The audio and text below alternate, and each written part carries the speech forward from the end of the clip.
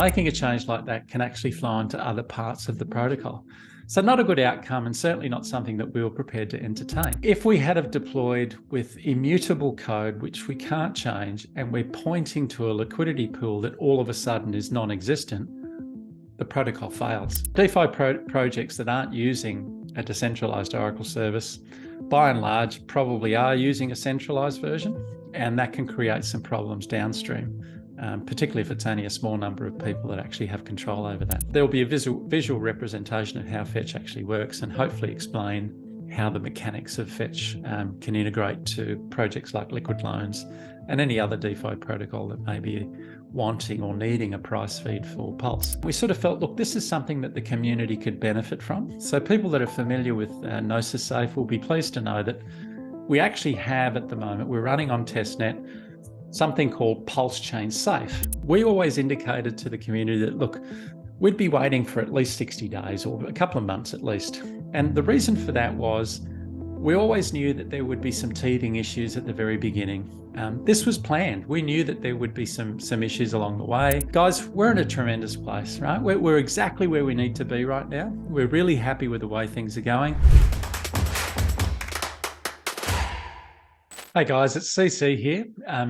Thanks for joining me. I just wanted to give an update in terms of our progress from a development point of view. A couple of things. We're now in the process of selecting from a number of auditors. We've been interviewing a range of different auditors to review a number of projects, and I'll speak to that in a minute, but primarily for Liquid Loans. Now, we're hoping that we're going to assign or basically sign on the dotted line with one of the auditors this week. We're just in a shortlisting process. We're almost there. Our expectation is that the auditor will be signed off this week and commence their review. We don't anticipate any major issues, but obviously it's an important part of the process before we deploy. And remember this, and I guess it's, although we went into the development Liquid Loans quite deliberately looking at minimal changes, right? So we did not want to make significant changes to the protocol. And whilst there was a lot of pressure on us to make some changes to minimum borrowing amounts, et cetera, the potential impact of making those sort of changes has significant flow-on effect, right? So making a change like that can actually flow into other parts of the protocol. So not a good outcome, and certainly not something that we were prepared to entertain. And as a consequence of that, we've maintained the integrity of the Liquidity protocol because it was a fully functioning, well-tested protocol. We never wanted to make significant changes, but we've had to make some.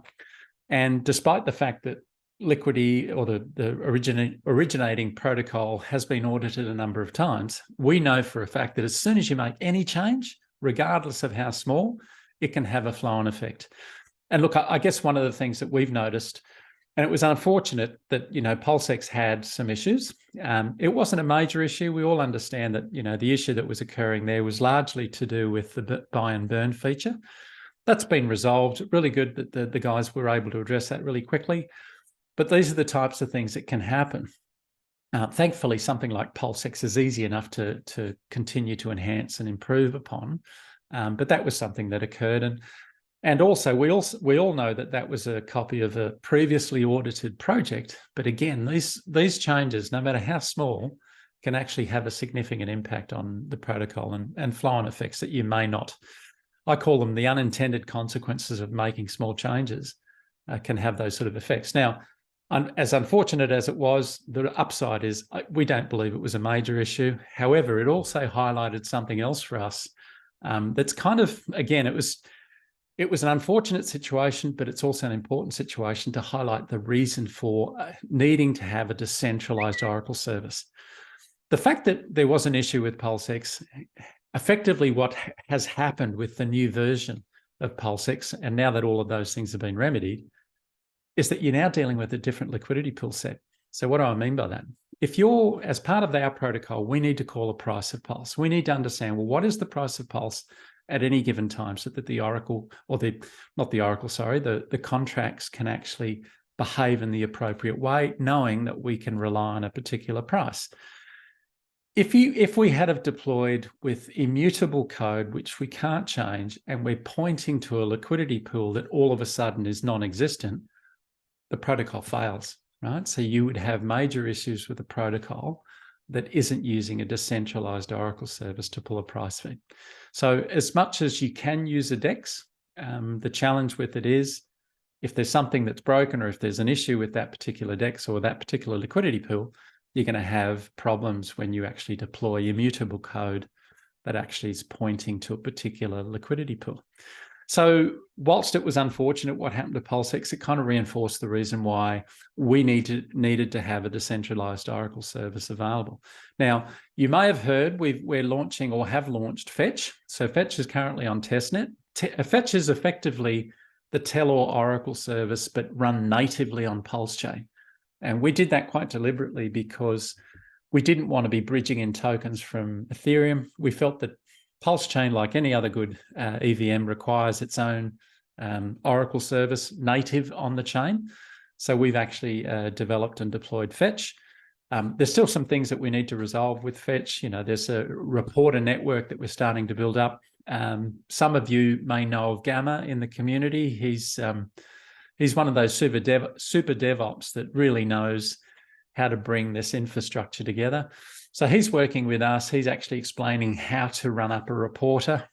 He has some documentation out there at the moment that we're sort of providing and enhancing on our site so that people that do want to spin up a reporter to provide a price feed to Fetch can actually do that.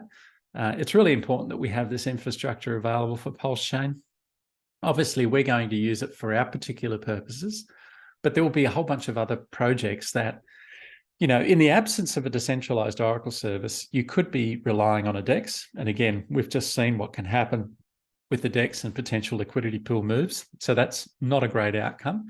But at the same time, you know, you also want to stay away from centralized Oracle services. So if an Oracle service is relying on a small number of feeds or a small number of people that control the feed, we consider that it's almost like having an admin key. So we really don't want to have that situation. We want a decentralized system that provides prices in a way that is sustainable, right? So it doesn't rely on a small number of people managing a price feed to a particular service.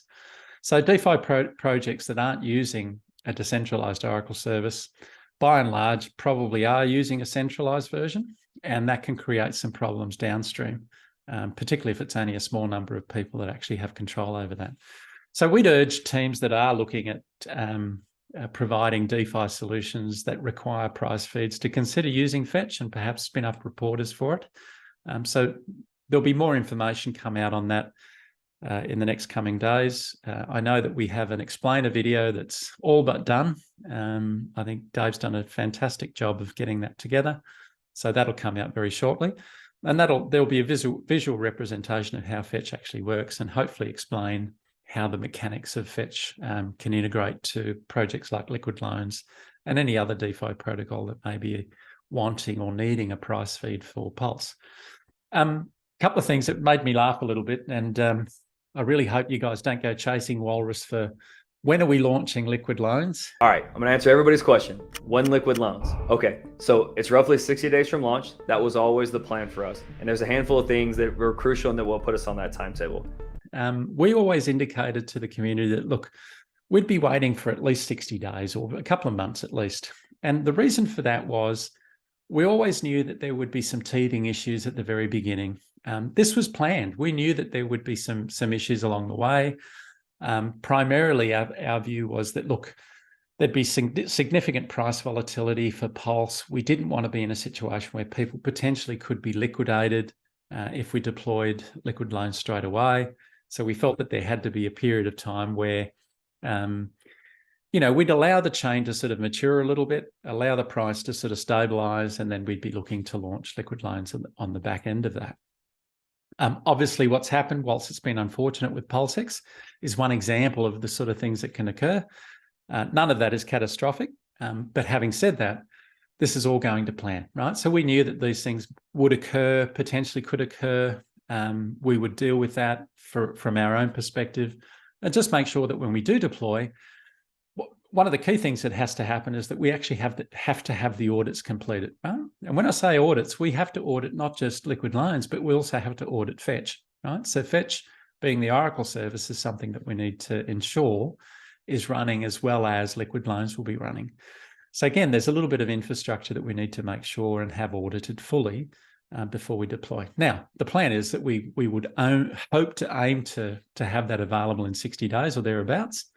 But I have to laugh when people start counting down the days. I think the number of times that Walrus has had to respond to when are we launching liquid loans, and people sort of counting down the days. It's kind of, look, I understand the need for people wanting to get some certainty around these things, but the only thing that you guys should be aware of is that we won't be launching until we're ready, and we won't be ready until the audits are complete and that we've done all of the necessary testing. So rest assured, we'll do what we need to do.